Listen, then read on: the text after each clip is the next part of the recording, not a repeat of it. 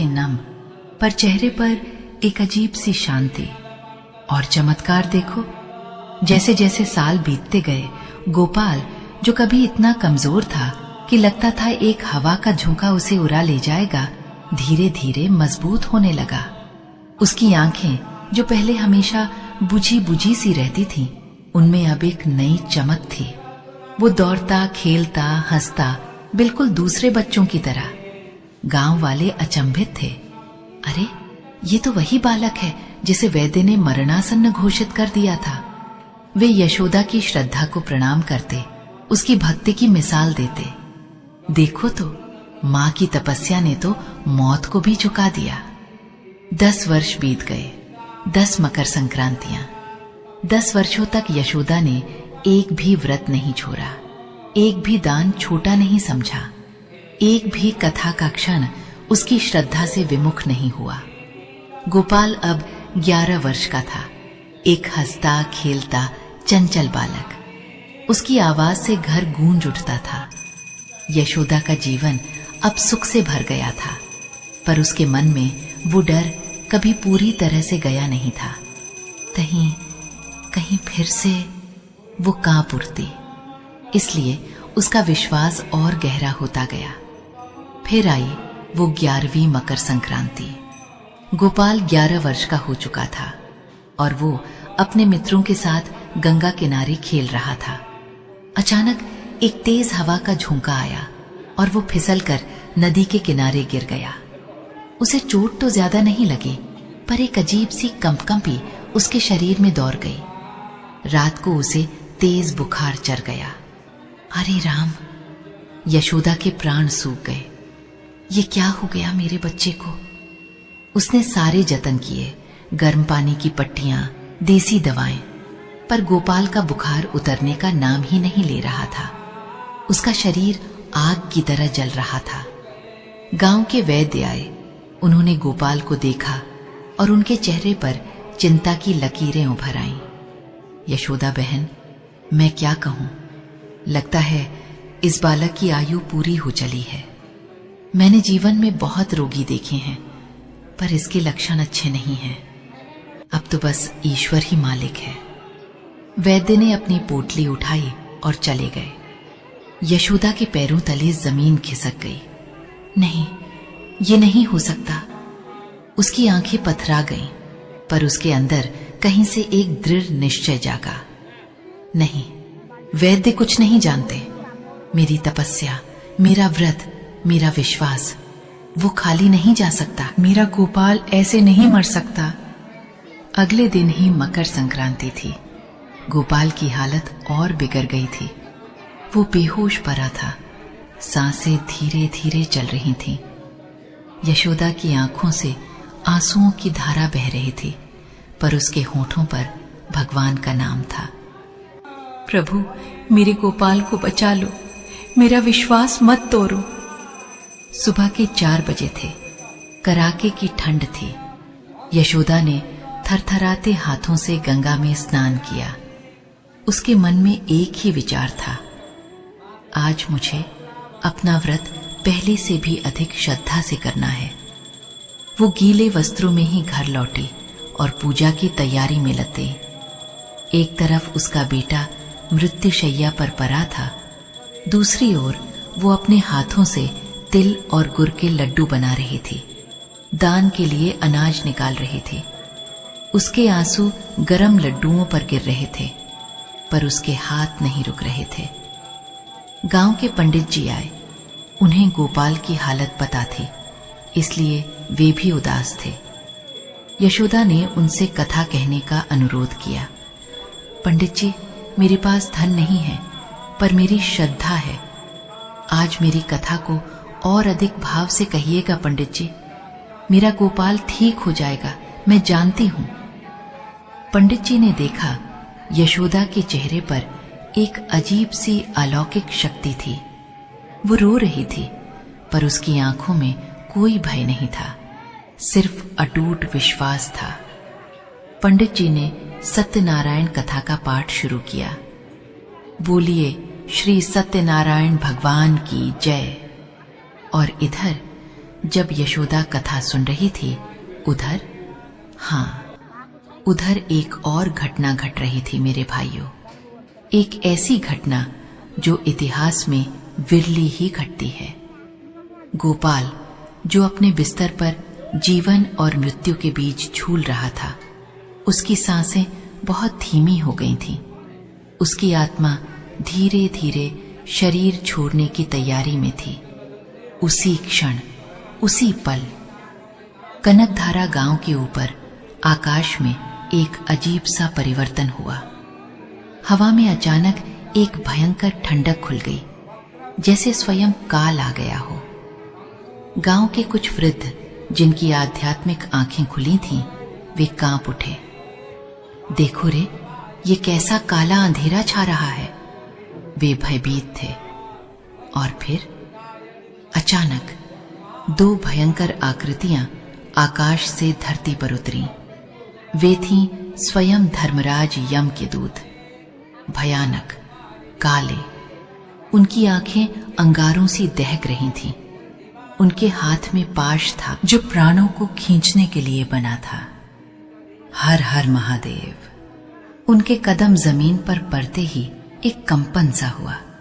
वे सीधे गोपाल के घर की ओर बढ़े। उनके लिए ये एक सामान्य कार्य था। हजारों लाखों प्राणों को उन्होंने हर दिन उनके नियत समय पर हर लिया था। वे धर्मराज के आदेश का पालन करने आए थे। गोपाल की आयु आज पूर्ण हो चुकी थी। वे गोपाल के बिस्तर के पास पहुंचे। गोपाल का नन्हा सा शरीर बेजान पड़ा था। उसकी आंखें अध खुली थीं और उनमें एक अजीब सी चमक थी, भय की या शायद अंतिम विदाई की।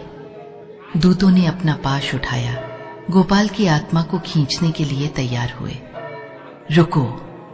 एक गगनभेदी आवाज, एक ऐसी गर्जना जिसने समस्त ब्रह्मांड को हिला दिया। क्या? दूतों के हाथ जहां थे वहीं ठिठक गए। उनके भीतर भय समा गया। ये आवाज किसकी थी? इतनी प्रबल, इतनी शक्तिशाली। आकाश में एक तेज प्रकाश पुंज फैला। वो प्रकाश इतना दिव्य था कि दूतों की आंखें चौंधिया गईं और उस प्रकाश के बीच से एक तेजस्वी आकृति प्रकट हुई। उनके सिर पर स्वर्ण मुकुट, हाथों में दंड और नेत्रों में त्रिभुवन का न्याय। अरे, वे तो स्वयं धर्मराज थे। जय धर्मराज प्रभु की। दूतों ने सिर झुका लिया। प्रभु, दूतों ने कांपते हुए कहा, हमने आपका ही आदेश पालन करने के लिए आए थे। इस बालक गोपाल की आयु आज पूर्ण हो चुकी है। नियति के विधान अनुसार हमें इसके प्राण हरने हैं। धर्मराज की आंखों में एक अजीब सा भाव था, न्याय का, पर उसमें करुणा का अंश भी था। उन्होंने अपने दूतों को देखा, फिर अपनी दृष्टि गोपाल पर डाली और फिर उनकी दृष्टि उस घर के आंगन में बैठी यशोदा पर पड़ी, जो कथा सुन रही थी, जिसके मुख पर आंसू और श्रद्धा का अद्भुत संगम था। दूतों, धर्मराज की आवाज में एक गंभीरता थी जो उनके न्याय सिंहासन से भी ज्यादा प्रभावशाली थी। तुम सत्य कहते हो कि नियति ने इसके लिए यही लिखा था। तुम सत्य कहते हो कि इसकी आयु आज पूर्ण हो चुकी है, और तुम सत्य कहते हो कि तुम केवल धर्म का पालन कर रहे हो।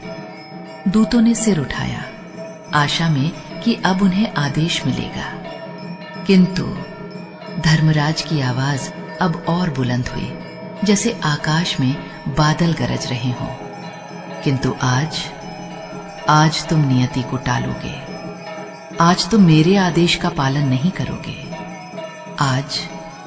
आज इस बालक के प्राण नहीं हरे जाएंगे। दूत अचंभित रह गए। प्रभु, ये आप क्या कह रहे हैं? नियति का विधान भला कैसे बदल सकता है? आपके ही आदेश से चलता है सारा संसार। आपने ही तो कर्म और फल का सिद्धांत स्थापित किया है। धर्मराज मुस्कुराए, एक ऐसी मुस्कान जो ज्ञान और करुणा से भरी थी। दूतों, तुम सिर्फ नियमों को जानते हो, तुम सिर्फ विधान को जानते हो। पर तुम उस शक्ति को नहीं जानते जो इन नियमों को भी अपने अटूट विश्वास से झुका देती है। तुम उस प्रेम को नहीं जानते जो मेरे जैसे नियामक को भी विवश कर देता है। उन्होंने अपनी उंगली यशोदा की ओर उठाई, जो अपने आंचल से आंसू पूछते हुए पंडित जी के हर शब्द को अपने हृदय में उतार रही थी। देखो उसे, उस मां को देखो, उसके तप को देखो, उसके निस्वार्थ प्रेम को देखो। हर वर्ष, हर मकर संक्रांति पर उसने निराहार रहकर अपनी एक एक पाई दान करके, हर कष्ट सहकर अपने इस पुत्र की लंबी आयु के लिए प्रार्थना की है। उसके एक एक शब्द में, उसके एक एक आंसू में, उसके एक एक दान में मेरे लिए, उस परम पिता परमात्मा के लिए इतना अटूट विश्वास, इतनी अखंड श्रद्धा भरी है कि आज उस श्रद्धा ने मृत्यु को भी रोक दिया है। धर्मराज की आंखों में एक अद्भुत तेज था। मां की श्रद्धा, मां का प्रेम, मां का त्याग, ये केवल भावनाएं नहीं है दूतों, ये ब्रह्मांड की सबसे बड़ी शक्ति है। ये वो शक्ति है जिसके सामने स्वयं काल भी नतमस्तक हो जाता है। ये वो शक्ति है जो मेरे न्याय के तराजू को भी झुका देती है। और फिर उन्होंने वो अमर वाक्य कहे जो युगों युगों तक एक सत्य बन गए। मां की श्रद्धा ने आज मृत्यु को भी रोक दिया है।